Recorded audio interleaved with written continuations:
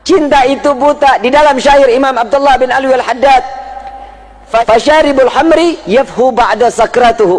Orang yang cinta, orang yang namanya mabuk minum minuman khamar, setelah dia mabuk udah sadar tuh dia tuh, dan apa yang dia lakuin lupa, kebelakangannya lupa. Tapi kalau orang yang udah mabuk cinta, wasyaribul hubbi tulil umri sakranu, orang yang udah minum nikmatnya cinta sampai mati akan menambahkan rasa cinta dan terus dalam keadaan mabuk dengan cintanya. Betul? Gue mah romantis orangnya. Soalnya zaman sekarang ngomongin cinta itu lebih masuk ke dalam otak sama ke hati dibanding suruh rukun wudu. Ayo Kiai, jujur, bener nggak? Urusan cinta ya otodidak, bib. Itu mah berjalan sendiri. Yang namanya cinta harus ada pengorbanan, betul? Bagaimana cintanya Nabi kepada kita? Pengorbanan dari awal lahir sampai yaumil qiyamah, pengorbanan semuanya untuk umat Nabi Muhammad SAW. Hampir diabadikan di dalam Al-Quran. Laqad ja'akum rasulun min anfusikum azizun alaihi ma anittum harisun alaikum bil mu'minina raufur.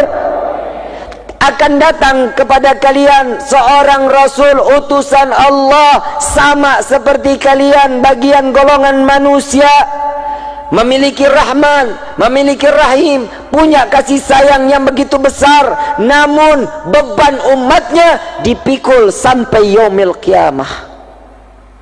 Beban umat dipikul, kita beban hidup kita sendiri aja udah males. Belum ujian dalam hidup nih, tapi ingat-ingat nih, ada ujian, ada azab. Ya, ada ujian, ada. Buat orang yang ujian, mereka yang punya kelas.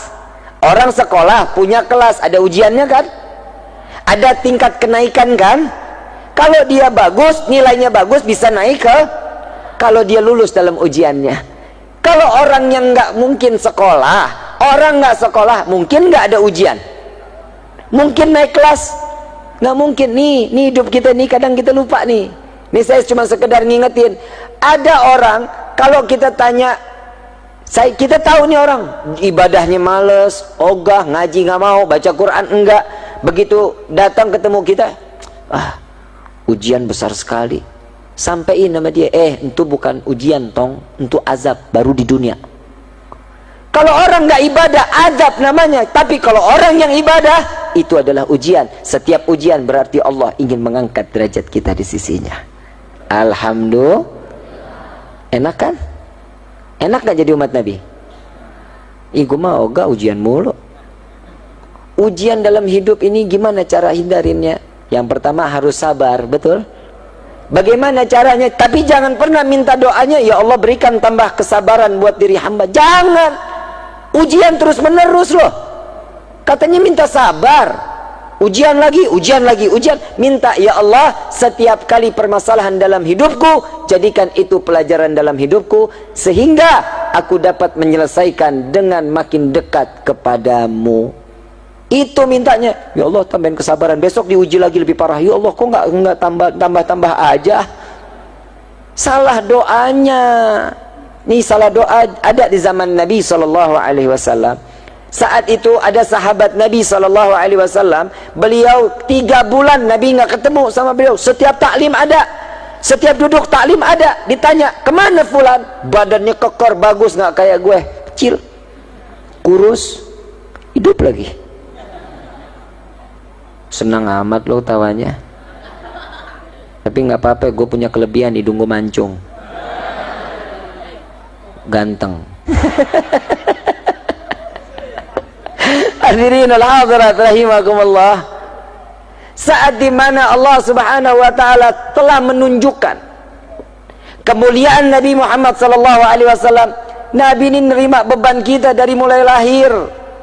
Di dalam rawi Ad-Diba dijelaskan Nabi SAW saat terlahir ke dunia.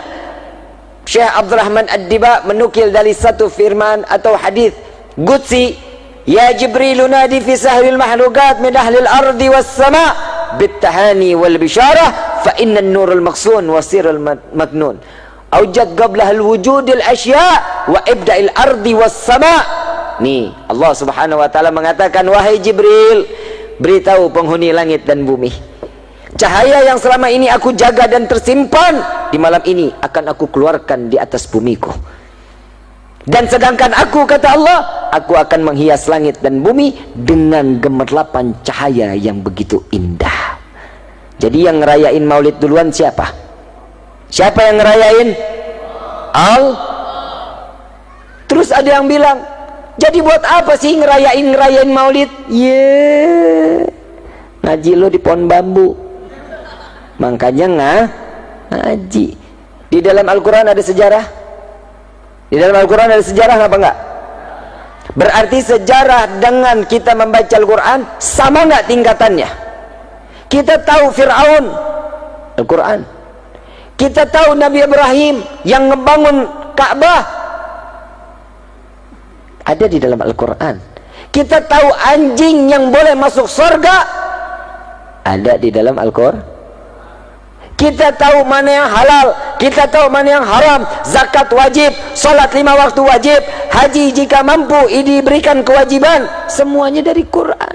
Semuanya ada peristiwa di dalam sejarahnya. Sama begitu pula Maulidun Nabi Muhammad sallallahu alaihi wasallam. Kita begini ini karena kita telah diajarkan oleh Allah untuk memuliakan dan mengagungkan Nabi Muhammad.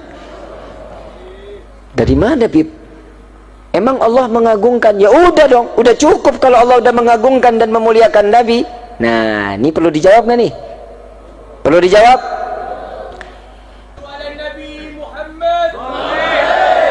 Bukan semata-mata kita cuman mau cari perhatian.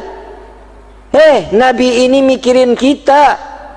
Kalau ada orang yang di luar sana, untuk apa, buat apa, kenapa, tanya nih seakan-akan dia sama iblis sama. Saat kelahiran Nabi, siapa yang benci? Jadi kalau ada orang bilang nanya, ngapain acara-acara maulid? Nih tanya tuh, nih jangan-jangan lo iblis nih. Apa kata Nabi? Aku khawatir, kata Nabi. Nabi mengatakan, aku khawatir pada zaman nanti, di akhir zaman kelak datangnya pada umatku, Islam cuma nama. Sudah apa belum? Ngaku Islam, betul? KTP Islam, sholat kagak, ngaji durhaka, sadar. Alhamdulillah.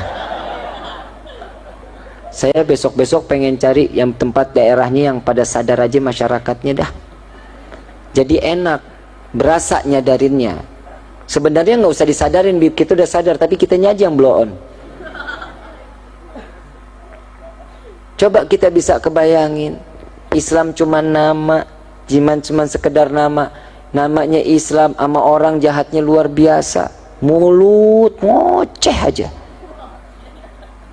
Orang tetangga beli kulkas, kita yang tempel koyo. Bu, hei, begitu kelewatan loh. Tetangga beli mobil Grace, bapak kakinya encok. Begitu. Mudah-mudahan di sini mah orang-orang soleh-soleha semuanya. Saya nggak ngelihat ada keburukan di mukanya nih. Kalau kita ditampakin keburukan, waduh, benjol sono, benjol sini. Insya Allah, Allah baik sama kita ya, baik. Tapi kita nggak pernah baik sama Allah. Betul? Udah numpang di bumi. Kalau kita satu kali sholat Allah murka, kita diusir dari bumi, mau kemana loh? Ya udah, Bib, saya pindah ke dalam tanah. Emang tanah punya siapa? Bapak loh.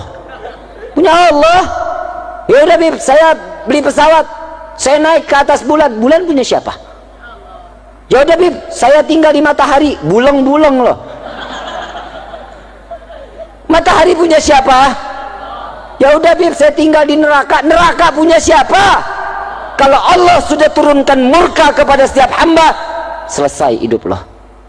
Jangan main-main, jangan main-main. Untuk masalah sholat nggak ada kata tawar menawar.